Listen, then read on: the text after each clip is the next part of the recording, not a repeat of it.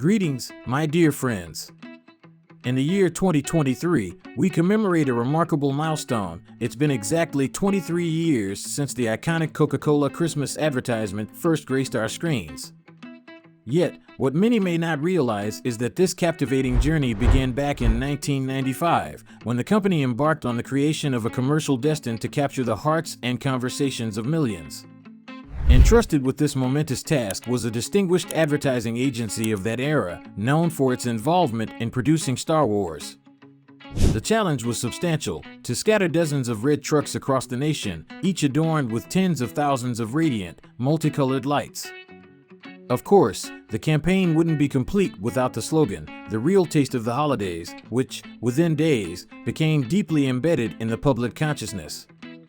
As anticipated, the video from the distant year of 1995 struck a chord, swiftly becoming the definitive emblem of the New Year and Christmas season.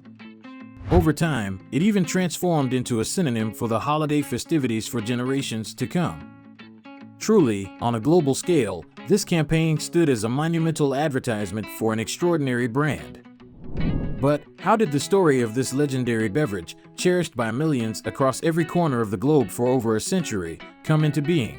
What were its origins? How did it evolve? And who are the masterminds behind it all? These questions, among many others, shall be answered throughout this video. The journey of creating this beloved elixir, enjoyed by countless individuals, is indeed a captivating tale. And of course, it wouldn't be complete without delving into the lives of its creators. Born on July 8, 1831, in the town of Knoxville, Georgia, John Stith Pemberton was the offspring of James Clifford and Martha Kemp. Shortly after his birth, the family relocated to Columbus. John's uncle, John Clifford Pemberton, later ascended to the rank of a general in the Confederate Army. John's formative years unfolded in Columbus, where he ultimately graduated from the University School of Pharmacy. It's difficult to label his family as impoverished, yet it would also be inaccurate to label them as exceedingly affluent. Nonetheless, there was sufficient means to facilitate his education. Given that the backdrop was the ongoing Civil War in the United States, John fought as part of the Confederate Army during those tumultuous years. By the war's conclusion, he had even achieved the rank of lieutenant colonel. Regrettably, in April 1865, at the age of 34, he sustained injuries during the Battle of Columbus. In common with many veterans of that era, he grappled with morphine addiction in the aftermath. However, intertwined with his challenges, John possessed an ardent passion for diverse chemical experiments. He derived particular satisfaction from concocting syrups and formulating his own remedies. In the wake of the Confederate defeat, the former cavalryman found himself grappling with financial hardship, necessitating diligent effort to make ends meet. Thus, following his move from Columbus to Atlanta, he inaugurated a pharmacy. For several months, he tirelessly sought to craft a syrup formula that would not only alleviate headaches and sudden fatigue, but also assuage the pain stemming from his war wound. Morphine, in truth, was hardly effective in that regard. The pain escalated day by day. Given the limited medical knowledge of the time, the perils of morphine addiction were scarcely understood. However, John perceived the grim prospects of such dependence. Therefore, ceaselessly, he explored alternative, more efficacious remedies. On a sweltering morning in May, John toiled away in his backyard. Mixing various plant extracts and coca leaf extracts in a copper pot, he achieved something that would soon captivate the entire city. The breakthrough lay in the syrup he concocted. It not only alleviated pain, but also invigorated and lifted spirits. This miraculous concoction, after first-hand testing, John introduced to his pharmacy a few weeks later. The syrup was made available for purchase. Its medicinal attributes extended beyond relieving headaches to encompass nausea and even gastritis. Remarkably, the cost of a glass of this elixir did not exceed 5 cents. A significant contributor to the beverage's success was Frank Mason Robinson, an acquaintance of John's and the company's accountant. Frank, with his elegant calligraphic skill, devised the name for the syrup and embellished it with the ornate lettering that we now recognize on the iconic label. By the way, following that juncture, the logo underwent scarcely any alteration. It has persevered through time, remaining virtually unchanged from its inception nearly a century ago. Frank, in fact, became the mastermind behind the beverage's inaugural advertising slogan. The phrase "Drink Coca-Cola" captivated the attention of multitudes. Before long, one pharmacist found himself selling 9 glasses of the elixir and rejoicing in the favorable outcomes. It's worth noting that pharmacies in that era bore a distinct resemblance to today's establishments. People frequented them not solely for remedies, but also as places to while away their time. Often, these locales furnished tables and served sodas. In due course, specialized vending machines even made their debut. Consequently, the clientele expanded day by day. The beverage itself appealed to diverse palates. Furthermore, patrons attested to its calming effect on their nerves and the tranquility it brought to their souls. Yet, it was Frank who, down the line, recommended to John that they patent the syrup recipe as a remedy for nervous disorders. Incidentally, the formulation of Coca-Cola was not overly complex. By that juncture, it was common knowledge that the key constituents were coca leaves and caffeine derived from tropical cola nuts. An important distinction to make is that cocaine was not a prescribed substance at that time, and its deleterious health consequences were not yet fully comprehended. Thus, cocaine was readily accessible and often incorporated into beverages for its pleasurable and invigorating effects. As a substitute for alcohol, Coca-Cola, in this respect, was not pioneering. In its debut year, the sale of this concoction earned John a mere $50. However, the ingredients cost him $70, rendering the first year financially demanding. Nevertheless, with each passing day, the sales of this miraculous potion burgeoned. Soon, queues formed outside the pharmacy, extending even from neighboring towns and villages. People journeyed specifically for this remedy. Within a year, Coca-Cola's fame extended throughout Atlanta. Around this juncture, the earliest advertisements started to surface. All pharmacy proprietors who carried Coca-Cola hung sizable signs by their entrances proclaiming, "Coca-Cola is sold here." It's worth highlighting that the original syrup was non-carbonated. The effervescent iteration of Coca-Cola arose serendipitously. Legend recounts the tale of a Southern gentleman nursing a hangover who entered a pharmacy that sold Coca-Cola and ordered a glass of the concoction. The salesperson, endeavoring to avoid extra exertion, opted not to traverse the store for soda water. Instead, he inquired of the customer if it would be acceptable to blend a bit of soda with the syrup. The patron consented, imbibed the mixture, and was met with profound delight. In this manner, the indolent salesperson unwittingly stumbled upon an extraordinary discovery. This innovation swiftly caught on, as other salespeople promptly adopted the practice. The trajectory of Coca-Cola's history might have taken a drastically different course if not for John's modest entrepreneurial skills. Furthermore, the health of the ingenious recipe's creator unexpectedly deteriorated, and he lacked the necessary capital to further expand his venture. Consequently, in 1888, he judiciously resolved to vend the Coca-Cola recipe and all requisite equipment to various associates. Notably, he divested 2/3 of his enterprise to the individual who initially uncovered the effervescent rendition of Coca-Cola. Yet, the most intriguing chapters of the tale were yet to unfold. In due course, a destitute Irish immigrant by the name of Asa Candler arrived in Atlanta. Carrying a mere $1.75 in his pocket, he harbored a profound conviction that his fortunes would shift in this new terrain. His exceptional business acumen swiftly bore fruit, leading him to amass a modest fortune and ultimately acquire the Coca-Cola recipe from John's widow for a considerable sum of $2,000 American dollars. At that time, it represented a substantial monetary figure. Joined by his brother and 2 additional partners, one of whom was John's accountant, Frank Mason Robinson, Asa Candler established the Coca-Cola Company within the state of Georgia. If John Pemberton was the father of the concoction, then Asa Candler emerged as the father of the Coca-Cola Company. The company's registration took place on January 31, 1893, and it has continued to produce the beverage up to the present day. Teaming up with Frank, the entrepreneurs embarked on refining the beverage's recipe. Their initial focus was on extending its shelf life. They recognized that a perishable product wouldn't withstand long-distance shipping. At that time, they were already envisioning the sale of Coca-Cola in neighboring states and even abroad. Asa Candler emerged as an enterprising and innovative leader, constantly conjuring up new strategies to promote the drink. On one occasion, he proposed placing 2 gallons of the beverage for free in a pharmacy.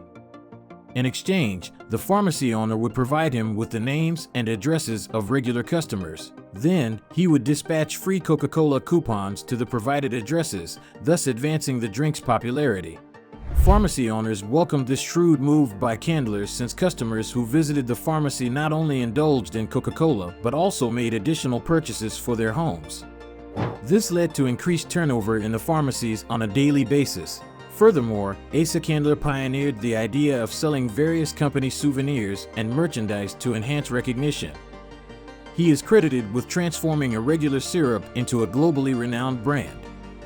Consequently, from 1894 onwards, the beverage began gracing store shelves in glass bottles.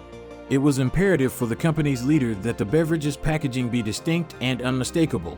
Around the same time, a designer named Earl Dean joined the company and, drawing inspiration from the trends of the era, crafted the world's most iconic glass bottle.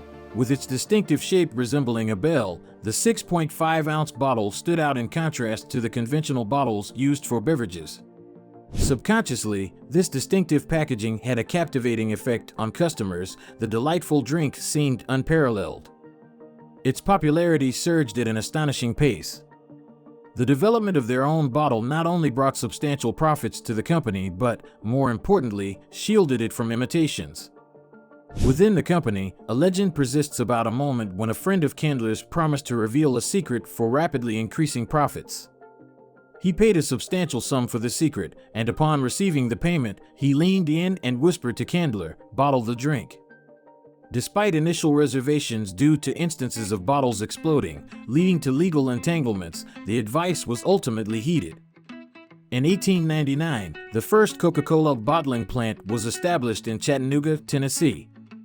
By the onset of the 1920s, the number of such facilities had surpassed 1,000. It's noteworthy to single out the years of World War I. Few are aware that it was Coca-Cola that sponsored blood donations for wounded soldiers across the globe. This marked the initiation of a partnership with the Red Cross that has, incidentally, endured for over a century.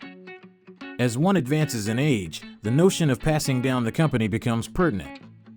In 1919, following Candler's demise, his associate Ernest Woodruff sold the Coca-Cola Company to an Atlanta banker and a consortium of other investors for a staggering $25 million. Through his concerted efforts, the Coca-Cola Company secured its position as the world's most renowned enterprise by 1990.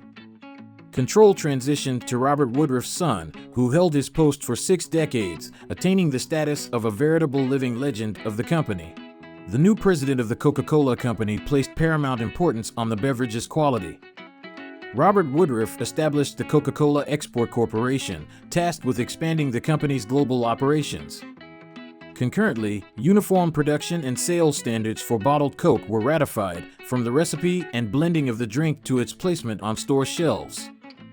By that time, mammoth ships from all corners of the globe were docking and loading up on Coca-Cola, ensuring its availability on every continent. In turn, Robert invested substantial sums in the brand's advertising campaigns and inaugurated new plants in Cuba, the Philippines, and France. It was during his tenure that enduring slogans were coined, which endure to this day: "Pause that refreshes," and "It's the real thing." It's quite remarkable to fathom that they have already reached a century in existence. In 1928, Coca-Cola secured its position as an official partner of the Olympic movement, becoming the inaugural official Olympic beverage. By then, the brand's popularity was virtually unstoppable. It became synonymous with the American dream, representing the freedom of a far-off land called America. People from every corner of the globe, from the African desert to the chilly Scandinavian countries, began to favor Coca-Cola. The production of souvenir items promoting the Coca-Cola brand brought unparalleled success to the company. The easily recognizable logo seamlessly integrated into daily life, embarking on its triumphant journey around the world. Readers spotted the Coca-Cola logo on fashion magazine covers and massive billboards lining the roads. Coca-Cola advertisements consistently featured vibrant and attention-grabbing visuals that resonated with every American. The endorsement of the beverage by renowned artists and athletes further solidified its popularity. Now, let's turn our attention to the rivalry with Pepsi-Cola, another titan in the industry.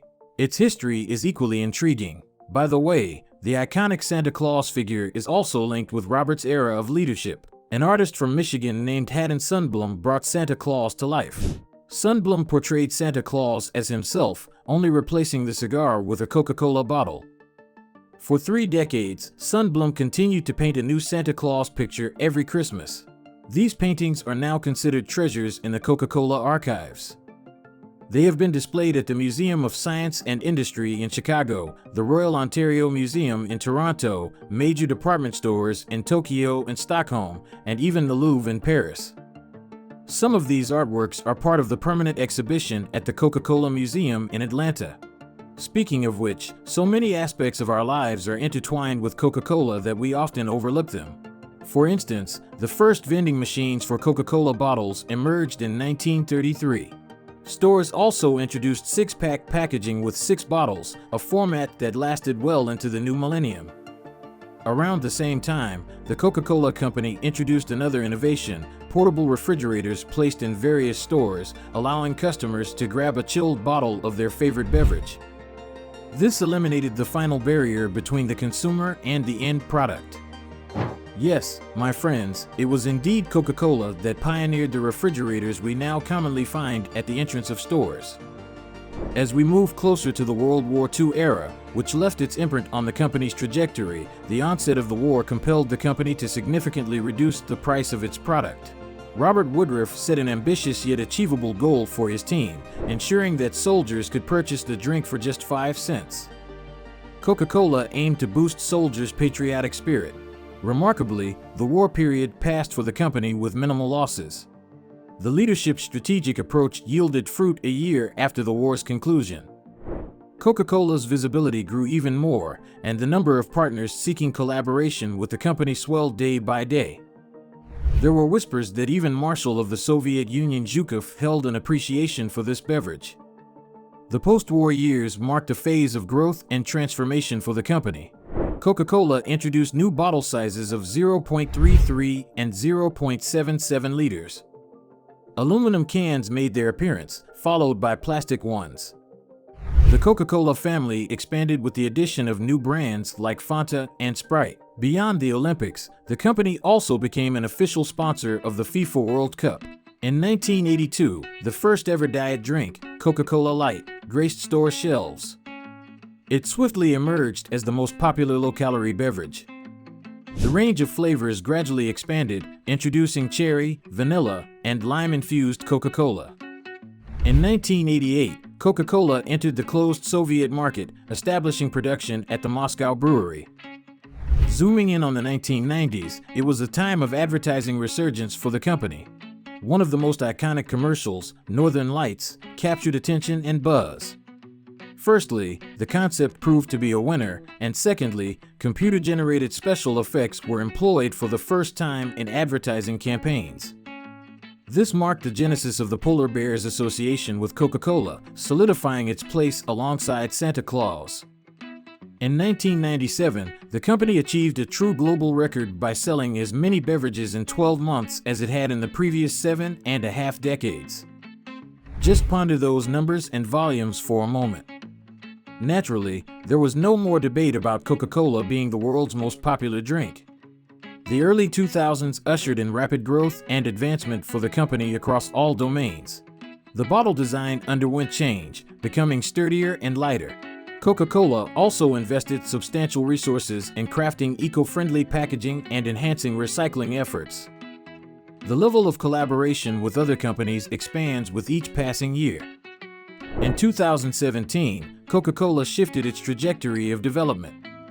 Consumer preferences evolve, and thus the company must adapt accordingly.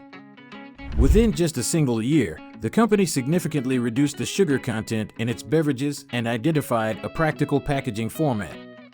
Across 9 out of every 100 plants worldwide, the company produces a staggering 4,100 distinct products. It possesses a portfolio of 500 brands, with 21 of them boasting a value exceeding $1 billion each. Presently, this beverage is officially available for purchase in every corner of the globe. It's akin to the President of the United States or a young first grader without a home from an impoverished African nation or even a seasoned scholar. When queried about what is Coca-Cola, one can effortlessly provide an accurate response.